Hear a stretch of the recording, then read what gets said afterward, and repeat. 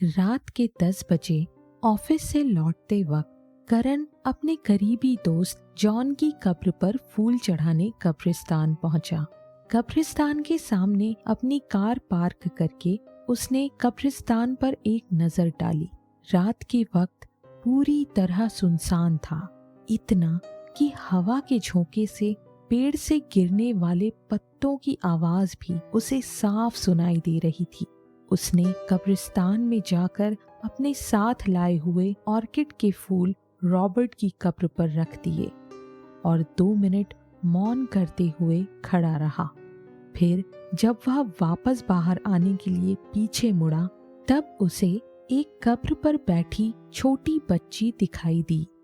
बच्ची के हाथ में एक हरे रंग का कांच का टूटा हुआ टुकड़ा था, जिसे वह बार बार आंख पर लगा के आसपास की कब्रों को देख रही थी। करण कुछ मिनट वहीं खड़े रहकर उस बच्ची को देखता रहा। वह इंतजार कर रहा था कि कोई उस बच्ची की पहचान को आए और उसे सही सलामत अपने साथ घर ले जाए, पर ऐसा हुआ नहीं। फिर करण उस बच्ची के पास जाकर खड़ा हुआ। करण की तरफ देखते हुए वह छोटी बच्ची मुस्कुराई। करण ने पूछा, अरे तुम अकेली यहाँ पर क्या कर रही हो और तुम्हारे माता पिता कहाँ पर हैं? फिर वह बोली, मेरे मम्मी पापा अगले कब्रिस्तान में गए हैं, वो वहाँ पर रहते हैं। वहाँ से कुछ ही दूर एक और कब्रिस्तान था, इसलिए करण को लगा कि बच्ची शायद उसी कब्रिस्तान के आसपास कहीं रहती होगी। इसे शायद पता याद नहीं होगा। फिर करण ने पूछा कि तुम यहाँ अकेली क्यों बैठी हो? तुम्हारे साथ कोई बड़ा नहीं है? बच्ची ने जवाब दिया, मेरे पिताजी मुझे यहाँ छोड़ के गए हैं।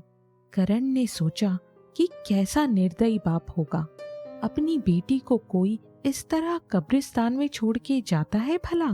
करण उस छोटी बच्ची से इतनी बातें कर रहा था, पर उसका ध्यान सिर्फ उस कांच के टुकड़े पर ही था।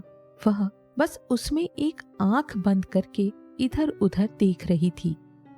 करण ने आखिर उस बच्ची से पूछ ही लिया कि तुम कांच में से क्या देख रही हो? उसने जवाब दिया, इस हरे कांच के टुकड़े में मुझे गायब होने वाले लोग दिखाई देते हैं, बहुत मजा आता है। गायब होने वाले लोग? करण को कुछ समझ नहीं आया। वह बच्ची के साथ और कुछ देर खड़ा रहा, फिर उसे गोद में उठाकर कब्रिस्तान से बाहर निकल आया। चलते चलते गोद में बैठी उस बच्ची ने अपना नाम त्रिशा बताया। करण ने जैसे ही कब्रिस्तान के बाहर कदम रखा, उसे अचानक तेज ठंड के मौसम ने घेर लिया।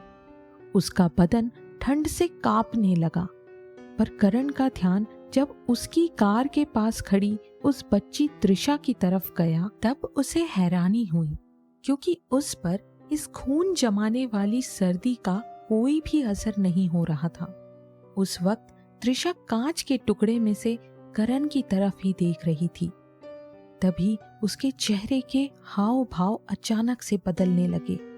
वह बोली, अंकल आपके पीछे कोई है? करण ने पीछे मुड़कर देखा तो उसे कोई भी नहीं दिखा। उसे लगा कि त्रिशा शायद मजाक कर रही होगी। फिर वह बोला, त्रिशा बेटा चलो गाड़ी में बैठो, मैं तुम्हें तुम्हारे घर छोड़ देता हूँ। उसी वक्त त्रिशा बोली, अंकल आप भी कांच से गायब होने वाले लोगों को देखो ना। करण बोला, मैं बाद में देखूंगा, बस तुम अब कार में बैठो। पर बच्ची ने जिद पकड़ ली कि अभी के अभी देखना ही होगा। उसकी जिद पर करण ने जब वह कांच का टुकड़ा अपनी आंख के सामने लाया, तब दहशत से उसकी आंखें फट पड़ी, क्योंकि उस कांच में से जब करण ने कब्रिस्तान की तरफ देखा, तब उसे वो दिखाई दिया जिसे कोई भी आम इंसान अपनी खुली आंखों से नहीं देख पाता। उसे दिखा कि अभी जो कब्रिस्तान सुनसान था, कांच में से देखने पर वहां बहुत से लोग घूमते दिखाई दिए और उनमें से कुछ उसकी तरफ ही देख रहे थे। और जब उसी कांच के टुकड़े से उसने अपने आसपास नजर डाली तो 3 बदसूरत जले हुए प्रेत करण को घेर के खड़े थे और त्रिशा की जगह उसे एक छोटा पिशाच दिखाई दे रहा था जो उसकी तरफ देखते हुए अपनी लार टपका रहा था। यह सब कुछ उसने कुछ ही सेकंड्स में देखा था। वह अपने साथ गोद में किसको उठा लाया, यह सोचकर वह डर से अधमरा हो गया। उसने तुरंत कांच फेंक दिया और भागने के लिए कार का दरवाजा खोलने लगा।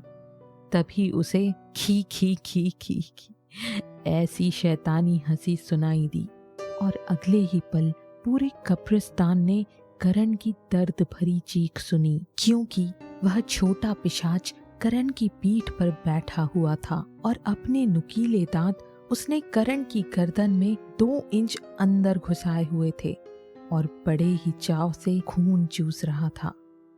जब करण के शरीर का खून खत्म हुआ तब वह निष्प्राण होकर जमीन पर गिरा। फिर कब्रिस्तान से निकले चुड़ैल और प्रेतों ने उसके शरीर का मांस नोच नोच कर खाया और अपनी भूख मिटाई।